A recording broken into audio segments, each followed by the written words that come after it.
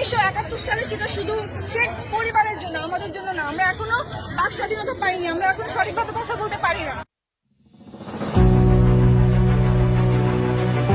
আসলে যা দেখতেছি আমরা সেভাবে ঘরে বসে থাকা যায় না।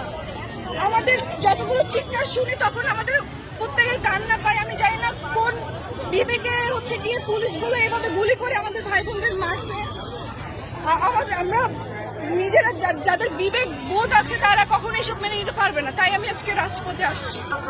আসলে আমাদের আজকে যে অবস্থা, এই পরিস্থিতি সবকিছুর জন্য সরকার দায়ী। সরকার যদি তার ক্ষমতা ঠিকভাবে ব্যবহার করতে তাহলে আজকে আমাদের এই আন্দোলনে এসে দাঁড়াতে হতো না এবং আমাকে এই ব্যানার নিয়ে দাঁড়াতে হতো না যে সরকারের পদত্যাগ চাই। সরকার তার ক্ষমতার অপব্যবহার করে আজকে আমাদেরকে এই রাস্তায় দাঁড় করিয়েছে। এই জন্য আমি সরকার পদত্যাগ চাই। আর যত আমাদের ভাই বোনরা মারা গিয়েছে সবকিছু তার নির্দেশেই হয়েছে।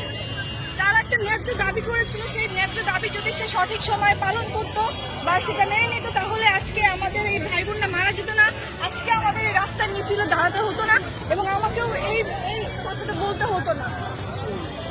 সরকার তার ক্ষমতা সঠিকভাবে ব্যবহার করতে পারে নাই। আমরা এরকম কোনো সরকার চাই না যে আমাদেরকে এভাবে মারার নির্দেশ দিবে।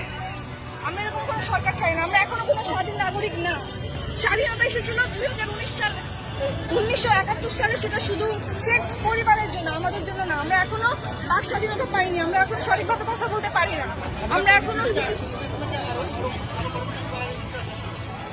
অবশ্যই যতদিন না পর্যন্ত সরকার পদত্যাগ করবে ততদিন পর্যন্ত আমরা এই আন্দোলন চালিয়ে যাব। আমার দাবি একটাই, আমি সরকার পদত্যাগ চাই। আমি কোনো 9 দফার দাবিও কোনো বিচার চাই না। আমি কার কাছে বিচার দিব? আসলে সরকার যেখানে নিজেই মারার নির্দেশ দেয় তার কাছে বিচার দিতে লাভ নেই। সে কখনো সঠিক বিচার করবে না।